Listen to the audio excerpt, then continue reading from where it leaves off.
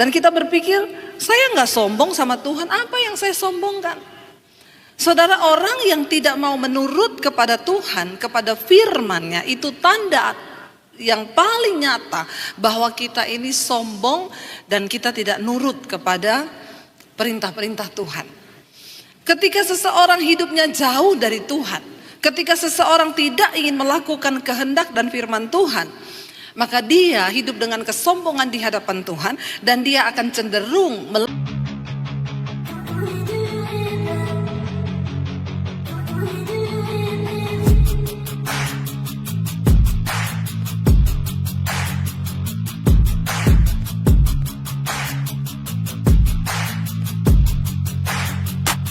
Selamat datang di channel Bela Kebenaran. Kami hadir untuk memberikan informasi opini dan atau fakta terhadap situasi yang sedang terjadi. Mari dukung channel ini dengan cara menekan tombol subscribe dan bunyikan loncengnya. Terima kasih.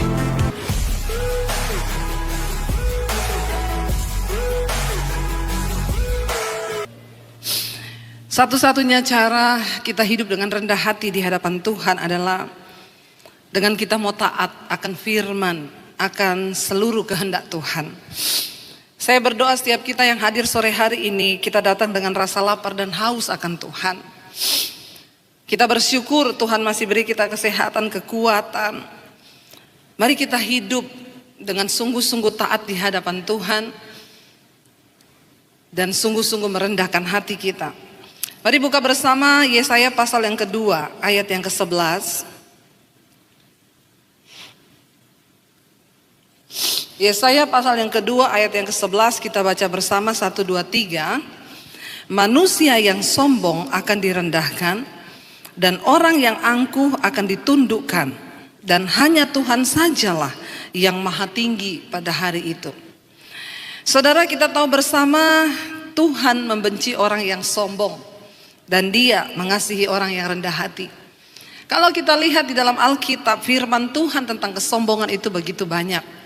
Bahkan Alkitab berkata Tuhan itu menentang orang-orang yang sombong. Saat kita ini hidup dengan kesombongan di hadapan Tuhan, maka kita menjadi musuh Tuhan. Saudara bisa bayangkan kalau kita menjadi musuh Tuhan, kita menjadi orang yang ditentang oleh Tuhan, maka sudah pasti semua yang kita lakukan tidak akan mungkin berhasil. Namun seringkali orang Kristen tidak menyadari, sebagai anak Tuhan seringkali kita tidak menyadari. Dan kita berpikir, saya nggak sombong sama Tuhan, apa yang saya sombongkan? Saudara, orang yang tidak mau menurut kepada Tuhan, kepada firman-Nya, itu tanda yang paling nyata bahwa kita ini sombong dan kita tidak nurut kepada perintah-perintah Tuhan. Ketika seseorang hidupnya jauh dari Tuhan, ketika seseorang tidak ingin melakukan kehendak dan firman Tuhan, maka dia hidup dengan kesombongan di hadapan Tuhan dan dia akan cenderung melakukan tindakan-tindakan yang bertentangan dengan firman Tuhan. Tadi pagi saya menyampaikan tentang kehidupan dari seorang raja di Israel yang bernama Asa. Ketika pertama kali dia diangkat Tuhan menjadi seorang raja atas Israel, dia rendah hati, dia merendahkan diri di kaki Tuhan. Dan dia membasmi para Baal, ya, raja-raja, dewa-dewa Baal yang ada pada waktu itu di tengah bangsa Israel. Dan dia berhasil melakukan sebuah terobosan kebangunan rohani atas bangsa Israel. Tetapi kemudian ketika dia sudah menjadi raja, dia duduk dengan nyaman di atas tahta kepemerintahannya. Tiba-tiba ketika musuh datang menyerang, dia mulai mengandalkan cara-cara manusia. Dia mulai sombong dan melupakan Tuhan. Dia mulai sombong dan dia mulai berpikir dengan kekuatannya sendiri untuk menyelesaikan masalahnya. Dan dia mengabaikan Tuhan. Bahkan ketika di hari tuanya dia sakit, dia tidak lagi berdoa meminta Tuhan menyembuhkan. Orang yang sombong, yang pertama dia tidak mau mendengarkan suara Tuhan. Yang kedua saudara, orang sombong sudah pasti melakukan cara-caranya sendiri untuk dia bisa mencapai tujuan dan maksudnya di dalam kehidupan. Dan segala kesombongan itu tidak berkenan di hadapan Tuhan.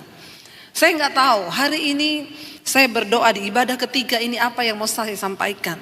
Tuhan taruh di hati saya untuk kita jangan sombong. Kalau sebagai umat Tuhan kita sombong, maka kita tidak akan mengalami berkat Tuhan. Demikian juga untuk sebuah gereja. Kita berdoa gereja di tempat ini menjadi gereja yang merendahkan hati di hadapan Tuhan. Tidak ada yang bisa kita sombongkan.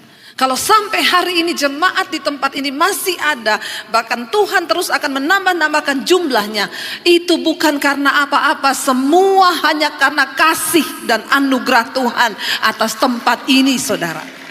Sungguh bukan karena kekuatan manusia. Kita sudah mengalami banyak pergolakan. Kita melihat, saya tuh meneteskan air mata ketika pertama kali ibadah di tempat ini dibuka. Jemaat yang hadir begitu luar biasa. Cuma satu yang ada di hati saya, Tuhan masih berkenan atas tempat ini, saudara. Tuhan masih berkenan atas gerejanya. Karena itu mari kita merendahkan diri. Semakin hari kita semakin merendahkan diri, bahkan dalam kehidupan kita. Mari kita merendahkan diri setiap saat di kaki Tuhan. Tadi pagi kita sudah belajar, saudara nanti bisa lihat di live streamingnya. Bagaimana akhirnya Asa dijatuhkan dari pemerintahannya. Karena yang tadinya dia rendah hati, tiba-tiba dia berubah menjadi sombong, saudara. Kita akan melihat, saudara, kalau kita menjadi sombong, ya maka apa yang akan terjadi dengan hidup kita? Saya percaya, saudara, dia Tuhan, ya Tuhan yang membenci kesombongan, dan karena itu ya kita ini harus sungguh-sungguh juga ya meminta kepada Tuhan, saudara, untuk kita bisa terhindar dari segala kesombongan. Ada satu kisah di dalam ya Alkitab dari seorang raja juga yang ada di Israel, tapi raja ini jarang dibahas, saudara, karena memang ya dia tuh sombong dan dia memperoleh kemenangan karena kesombongannya. Mari kita lihat bersama. Kita buka di dalam 1 Raja-Raja pasal yang ke-16. Ya, 1 Raja-Raja pasal yang ke-16. Kita akan lihat bersama, saudara, bagaimana ayat yang ke-8. Kita baca mulai dari ayat yang ke-8. 1 Raja-Raja pasal 16 ayat yang ke-8. Dalam tahun ke-26 zaman Asa, Raja Yehuda, Ela anak Baesa menjadi raja atas Israel di Tirsa. Saudara, Baesa ini ketika itu Israel sebuah kerajaan yang utuh, ya, yang sering disebut dengan kerajaan Israel ya bersatu, lalu pecah menjadi dua, yaitu kerajaan utara dan kerajaan selatan. Kerajaan ya utara itu di bawah Baesa rajanya, yaitu Israel di Yerusalem, dan selatan itu di Yehuda, Asa sebagai rajanya. Ya, dan Baesa ini memiliki anak, saudara, yang namanya ya Ela, anak Baesa. Dia menjadi raja atas Israel di Tirsa. Ia memerintah 2 tahun lamanya. Ayat yang ke-9 kita lihat di sini. Yang akan kita bahas adalah seorang raja yang bernama Zimri. Jarang dibahas kisah raja ini, bahkan mungkin saudara baru dengar ada ya raja Israel namanya Zimri. Zimri pegawainya yang menjadi panglima atas setengah dari pasukan kereta mengadakan persepakatan melawan dia. Dia ini orang yang sombong. Dan karena dia sombong, dia jauh dari Tuhan, dia ingin mengokohkan dirinya sendiri. Dan kadang-kadang orang sombong itu bisa memperoleh apa yang dia mau. Karena dia gigih berjuang dengan kesombongannya. Tetapi apa yang didapat dengan kesombongan itu pasti akan runtuh cepat atau lambat. Ya, lalu di sana dikatakan Zimri pegawainya yang memimpin panglima, yang menjadi panglima atas setengah dari pasukan kereta, mengadakan persepakatan melawan dia. Ketika ia minum-minum sampai mabuk di Tirsa, jadi ceritanya Raja Ela ini minum-minum sampai mabuk di Tirsa, di rumah Arza yang menjadi kepala istana di Tirsa, datanglah Zimri, lalu membunuh dia dalam tahun ke-27 zaman Asa, Raja Yehuda, dan ia menjadi raja menggantikan dia. Perhatikan, saudara, Zimri membunuh Ela sebagai raja di negara bagian yang ada di Tirsa. Ketika dia membunuh Ela, saudara, ketika dia sedang mabuk minum, lalu dibunuh oleh Zimri, dan akhirnya Zimri melantik dirinya sendiri menjadi raja atas Israel. Ingat, kesombongan, dapat memicu seseorang untuk mendapatkan apa yang dia mau, dan memang kelihatannya tercapai. Tapi ingat, Tuhan menentang orang yang sombong. Lalu akhirnya Zimri mengangkat dirinya menjadi raja di Tirsa, saudara ya. Ayat yang ke-10 dikatakan, datanglah Zimri lalu membunuh dia dalam tahun ke-20 zaman Asa Raja Yehuda, dan ia menjadi raja menggantikan dia. Ayat 11. Pada waktu ia menjadi raja itu, segera sesudah ia duduk di atas tahtanya, ia membunuh seluruh keluarga Baesa. Seluruh keluarga ayahnya Raja Ela, yaitu Baesa, dibunuh mati sama Zimri ini ketika dia menjadi raja. Ya, dia bunuh semua keluarganya supaya tidak ada yang tersisa, saudara. Dikatakan di sana, pada waktu ia menjadi raja itu, segera sesudah ia duduk di atas tahtanya, ia membunuh seluruh keluarga Baesa. Tidak ada seorang pun laki-laki pun yang tersisa daripadanya yang ditinggalkannya hidup. Juga kaumnya dan teman-temannya semua dibunuh. Yang dianggap berkomplot dengan Raja Baesa dan Ela, teman-temannya, anaknya laki-laki, keluarganya dibantai habis oleh Zimri. Kenapa?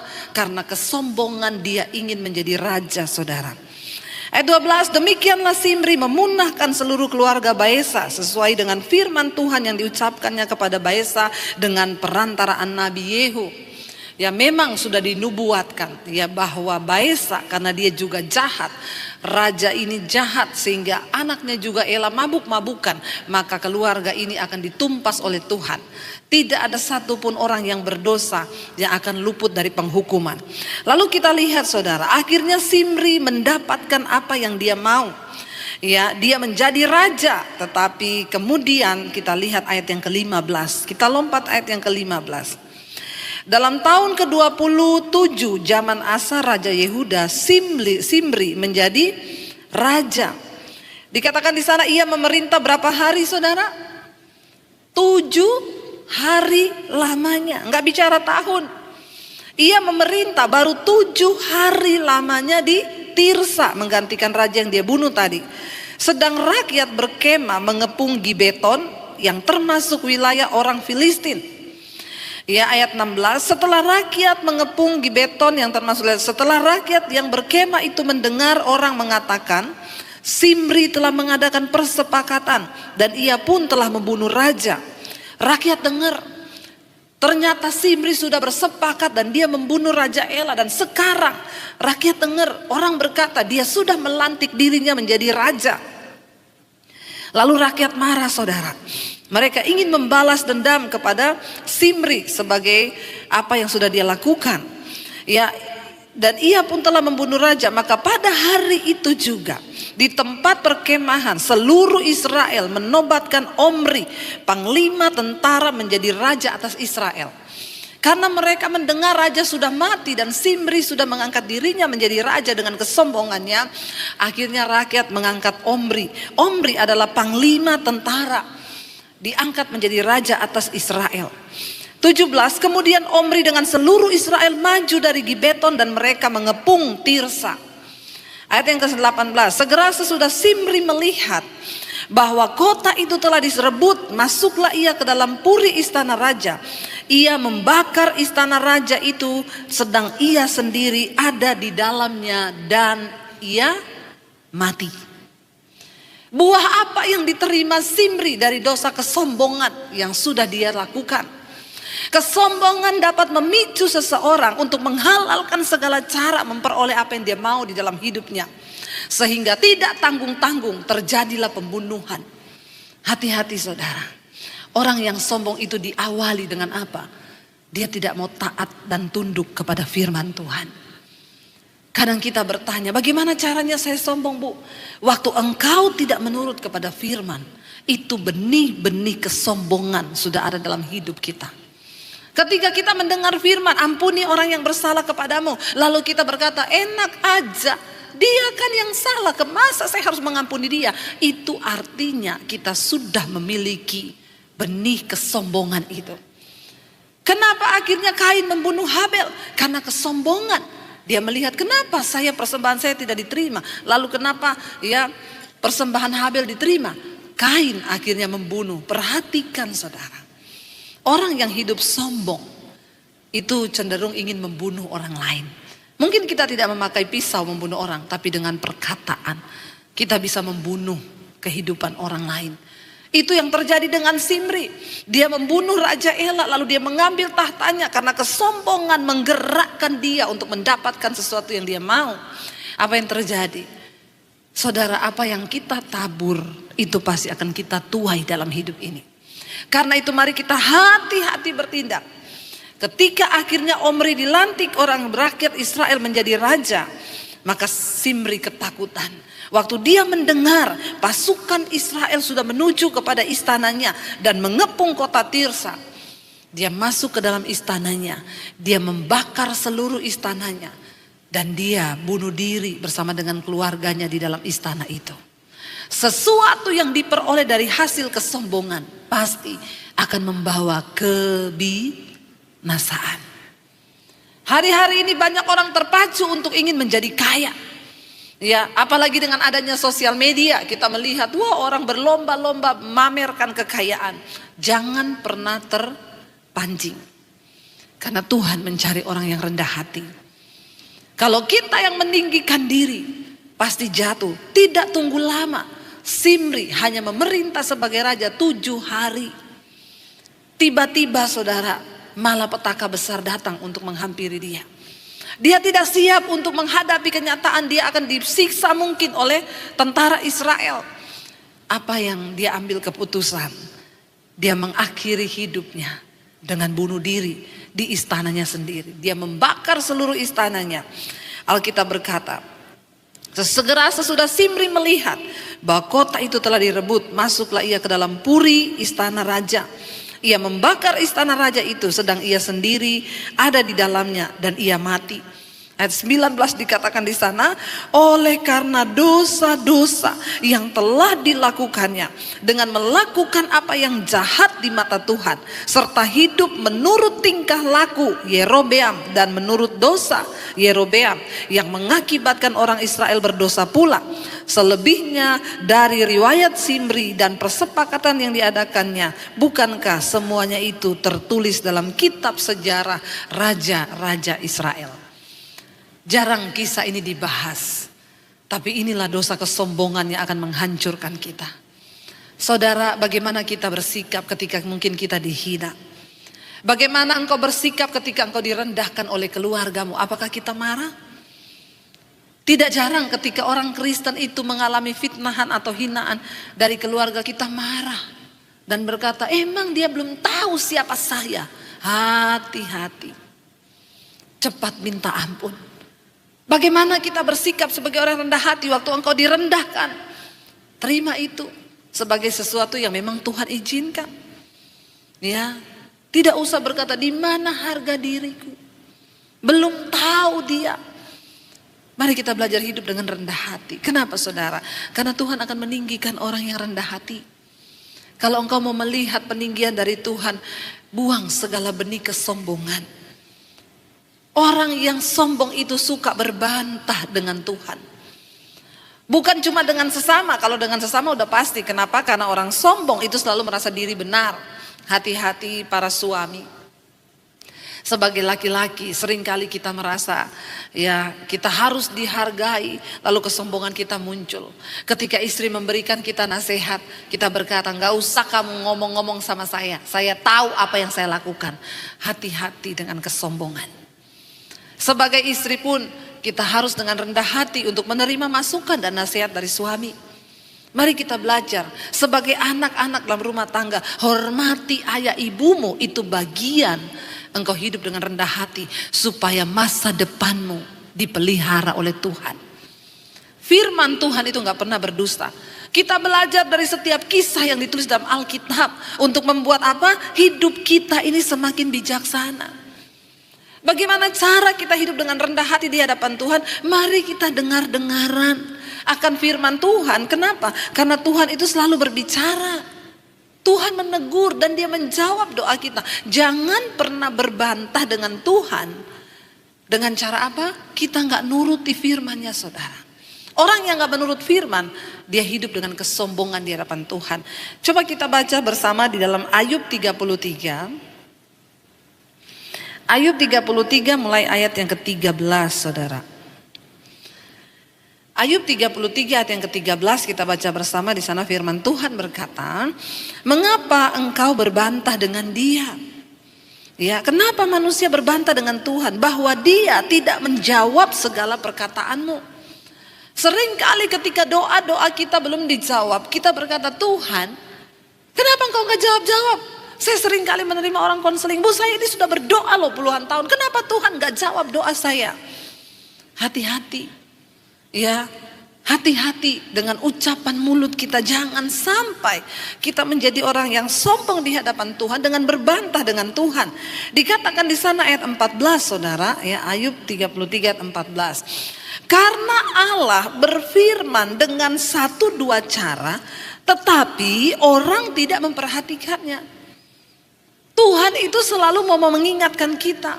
Dia berbicara kepada kita, dia menjawab kita itu dengan 1-2 cara. Artinya apa? Tuhan itu punya berbagai cara untuk menjawab, untuk menuntun kita, untuk memberitahu kepada kita jalan-jalan yang benar. Tapi seringkali kita ini tidak memperhatikan. Tuhan bisa bicara lewat istrimu, lewat suamimu, lewat anakmu, bahkan lewat siapa saja. Tapi kalau orang sombong, dia tidak pernah akan memperhatikan nasihat. Baik itu datang dari siapa saja, gak mungkin. Seringkali Tuhan akan menjawab kita lewat orang ngomong. Ya, lewat apapun itu bisa menjadi ketika hati kita terbuka dan kita hidup dengan rendah hati di hadapan Tuhan. Tapi kalau kita ini sudah tertutup hati, kita hidup dengan kesombongan, saudara, maka tidak mungkin dikatakan di sini karena Allah berfirman dengan 1-2 cara, tetapi orang tidak memperhatikannya. Orang yang sombong gak mungkin memperhatikan. Ayat 15, bisa lewat apa Tuhan berbicara? Dalam mimpi, dalam penglihatan waktu malam, bila orang tidur, nyenyak tidur, bila berbaring di atas tempat tidur. Ayat 16, maka ia membuka telinga manusia dan mengejutkan mereka dengan teguran-teguran. Seringkali Tuhan bicara kepada kita sebelum kita tidur malam, tetapi bagaimana Tuhan bisa berbicara? Dia menunggu respon kerendahan hati kita. Makanya sebelum tidur malam introspeksi diri, Tuhan, apakah hari ini aku sudah hidup berkenan kepadamu? Kalau ada yang salah dari hidupku, bicara kepadaku Tuhan. Tuhan berbicara saudara ketika kita tidur malam. Ya, saya sering kali mengalami ketika kami akan ambil keputusan-keputusan penting di dalam hidup kami. Kami berdoa, saya dan suami. Tuhan berbicara, kadang-kadang tengah malam tiba-tiba kebangun. Tuhan taruh sesuatu di hati. Saat kita tidur nyenyak, kebangun. Satu kali saya dan suami minta sebuah peneguhan. Jam 2 malam kami berdua sama-sama kebangun. Suami saya bilang, Say, besok itu nanti kita ambil keputusan gini-gini. Saya bilang, iya saya juga dapat yang sama. Jam 2 malam. Lagi tidur nyenyak, kebangun tiba-tiba Tuhan berbicara. Kenapa kita bisa mendengar dan mengalami tuntunan Tuhan yang seperti itu? Lalu benar kita terhindar dari sebuah keputusan yang besar yang akan kita ambil. Tuhan menuntun asal kita mau dengan rendah hati berkata, saat keputusan itu akan kami buat, kami berdua berdoa setiap hari gandeng tangan. Tuhan, kami sepakat. Kalau ini bukan kehendak-Mu, jauhkan. Tuntun kami Tuhan, apa yang harus kami lakukan. 2 hari, 3 hari mendekati, selama beberapa hari kami terus berdoa. Kami merendahkan hati Tuhan, memohon petunjuk-Mu untuk keputusan yang akan kami buat. Dan benar, besok keputusan itu mau diambil. Jam 2 malam suami saya tiba-tiba kebangun, saya pun tiba-tiba kebangun. Dan kita malam itu langsung ngomong, Say, Tuhan tuh bicara gini. Iya, besok kita minta kesepakatan sesuai tuntunan Tuhan. Dan benar-benar terjadi. Saudara, Tuhan bisa berbicara. Asalkan kita dengan rendah hati. Masalahnya, kenapa kita gak pernah dapat tuntunan Tuhan? Kita tuh berjalan dengan pikiran kita sendiri. Alkitab bilang terkutuklah orang yang mengandalkan kepintarannya. Tuhan yang tahu masa depan kita. Tuhan yang tahu keputusan yang akan kita buat. Tuhan yang tahu apa yang akan kita ambil. Tuhan bahkan yang tahu segala sesuatu sebelum itu terjadi. Karena itu perlu ingat saudara, Tuhan pegang blueprint, perencanaan hidup kita itu ada di tangannya. Kenapa kita harus cari Tuhan? Kenapa kita harus merendahkan diri? Karena Dia yang pegang buku kehidupan kita. Bahkan kematian kita. Itu Tuhan tahu. Kita nggak tahu apa-apa. Makanya kita perlu mendekatkan diri kepada Tuhan. Di sana dikatakan Tuhan bisa berbicara dengan 1-2 cara. Allah berfirman dalam mimpi, dalam penglihatan, waktu malam, bila orang tidur nyenyak, bila dalam pembaringan di atas tempat tidur, maka Ia membuka telinga manusia dan mengejutkan mereka dengan teguran-teguran. Yes, saya sering mengalami. Tuhan mengajari kamu itu gini. Dan saya belajar untuk taat melakukan. Bahkan ketika saya ditipu orang, uang saya di bawah 300 juta. Tiap hari saya marah sama suami. Kenapa? Kami bangun studio, uangnya di bawah 300 juta. Saya bilang sama suami, makanya kamu tuh pilih pemborong gak bener, harusnya gini. Lalu akhirnya kehilangan damai sejahtera. Sampai satu waktu, saya sudah merasa tidak nyaman ini. Roh Kudus sudah tidak nyaman. Tiap hari saya emosi mengingat itu. Karena 300 juta saudara, lumayan kan bisa buat beli kerupuk dimakan 1 RT. Tapi tiba-tiba satu malam saya bertanya, Tuhan, kenapa ini terjadi? Kenapa Engkau izinkan Tuhan? Ini uang untuk bangun studio kami, untuk bisa pelayanan di YouTube. Tiba-tiba Tuhan tuh bicara, lepaskan pengampunan. Kenapa aku izinkan engkau mengalami? Kamu kan sering konseling orang kalau datang, Bu saya ditipu orang berapa? 5M. Lupakan aja, uang gampang dicari tapi damai sejahtera itu susah didapat. Sekarang kamu mengalami, kamu bisa gak melakukan apa yang kamu katakan? Waduh berat saudara. Tuhan berat. Tapi Tuhan bilang gak ada pilihan, taat lakukan. Saya berdoa hari itu saya menangis, ampuni saya Tuhan. Jagai hatiku Tuhan, supaya aku bisa melepaskan pengampunan. Aku mau menjadi pelaku firman-Mu. Lalu Roh Kudus mulai tuntun. Sekarang kamu SMS orang itu. Kamu bilang bahwa kamu melepaskan pengampunan. Saya ambil HP, saya SMS orangnya. Saya tadinya kepahitan sama kamu, saya jengkel sama kamu, saya marah sama kamu, terkutuk kamu. Tapi hari ini Tuhan tegur saya lepaskan pengampunan buat kamu. Enggak sampai di situ. Sudah mau selesai, saya mau kirim, Roh Kudus ngomong, tulis. Dan mulai hari ini saya tidak akan tagih uang itu. Saya bilang, kalau itu tunggu dulu Tuhan. Lumayan 300 juta. Roh Kudus ngomong, tulis itu. Ngomong, tulis sekarang. Dengan berat hati. Tapi saya mau merendahkan diri. Saya tulis, dan mulai sekarang bergetar tangan saya. Dan mulai sekarang, stop dulu. Tarik napas. Ada harga yang harus dibayar. Waktu kita mau merendahkan hati, mendengarkan suara Tuhan. Saya tulis, dan mulai hari ini, saya tidak akan tanya kamu pertanggungan jawab. Karena tiap hari saya, mana pertanggungan jawab? Dia balas, notanya belum kekumpul, banyak yang hilang.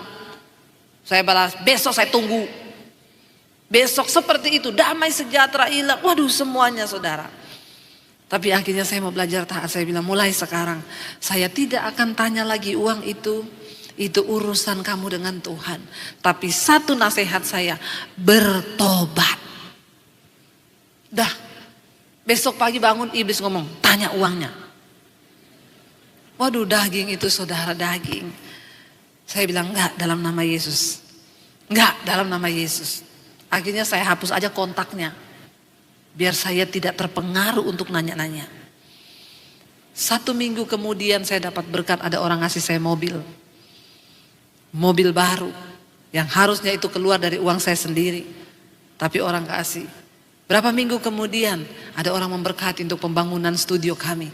Apa yang tidak pernah kita pikirkan. Coba kalau saya marah-marah terus.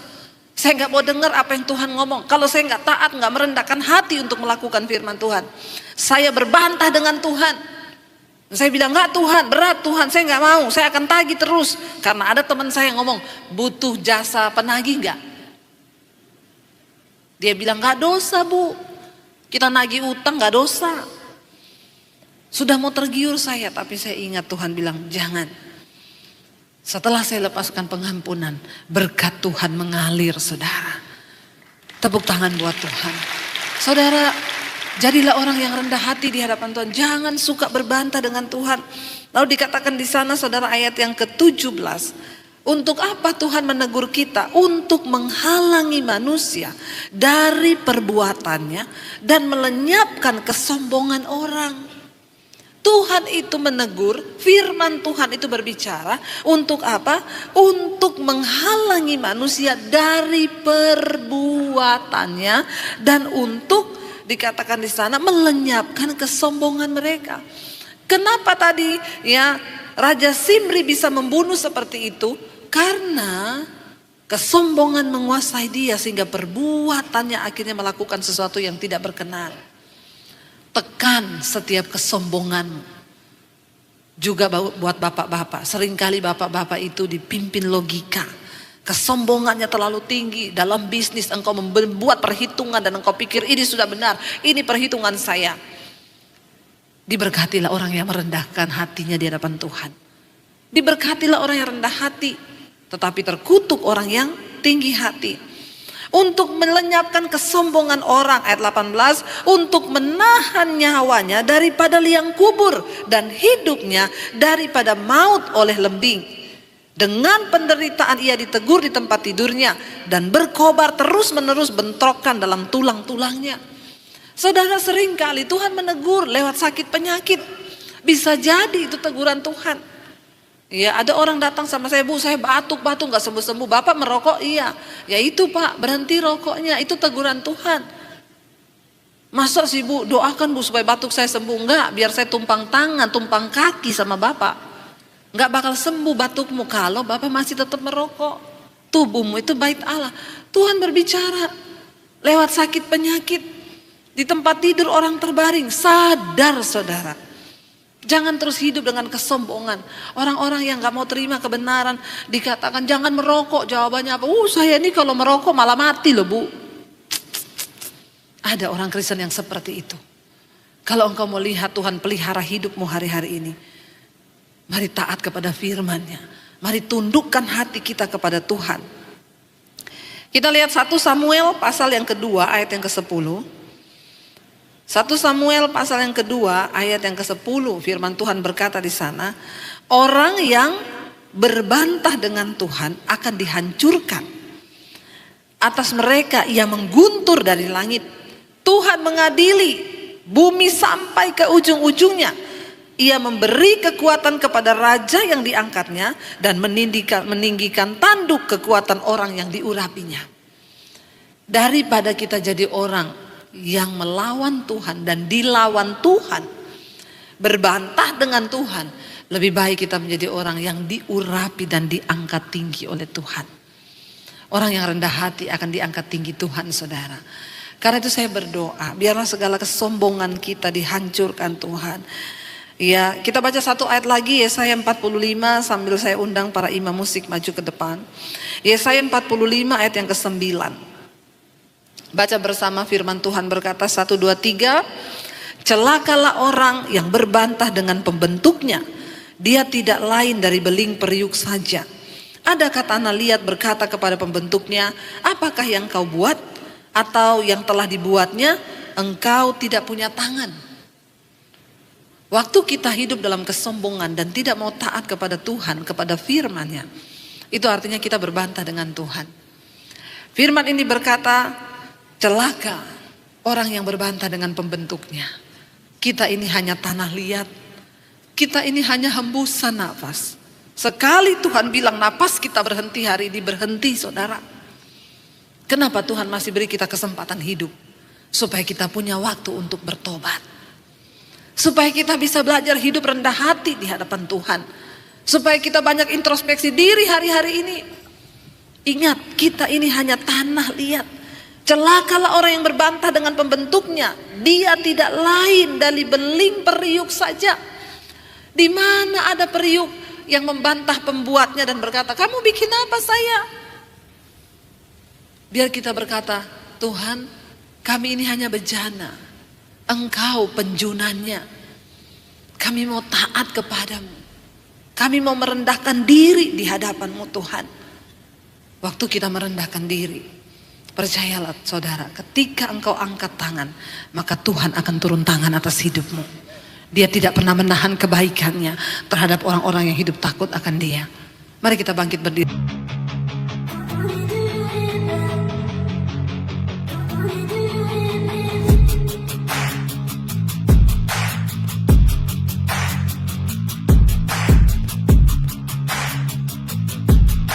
Terima kasih sahabat sudah menyaksikan tayangan kami hari ini. Tuhanlah yang membalas dan memberkati kita semua. Apabila sahabat diberkati, marilah kita dengan murah hati untuk share video ini kepada teman-teman kita yang lain, kepada grup-grup keluarga dan sebagainya. Dan jangan lupa meninggalkan komentar di bawah video ini, serta menekan tombol subscribe video kami, sehingga sahabat tidak ketinggalan video-video terbaru dari kami. Terima kasih. Tuhan Yesus memberkati kita semua. Dan dengarkanlah firman Tuhan singkat ini. Mintalah maka akan diberikan kepadamu. Carilah maka kamu akan mendapat. Ketuklah maka pintu akan dibukakan bagimu. Kita harus melakukan sesuatu sampai sesuatu itu akan terwujud atas hidup kita. Minta, cari dan ketuklah, maka Tuhan pasti membukakan pintu. Lukas 18 ayat 1. Yesus mengatakan suatu perumpamaan kepada mereka untuk menegaskan bahwa mereka harus selalu berdoa dengan tidak jemu-jemu. Kita berdoa dengan tidak jemu-jemu. Terus minta maka pasti akan diberikan. Tuhan Yesus berkata, "Karena itu aku berkata kepadamu, apa saja yang engkau inginkan ketika engkau berdoa, percayalah bahwa engkau telah menerimanya dan engkau akan memilikinya." Amini ayat firman Tuhan ini, bahwa Tuhan pasti memberikan segala sesuatu yang kita butuhkan.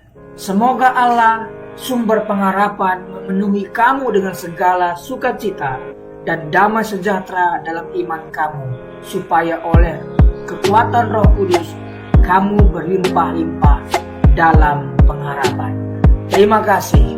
Apabila sahabat ada komentar dan pendapat yang lain terhadap video hari ini, boleh tuliskan komentarnya, pendapatnya di kolom komentar di bawah video ini, sehingga kita boleh diskusi di sana.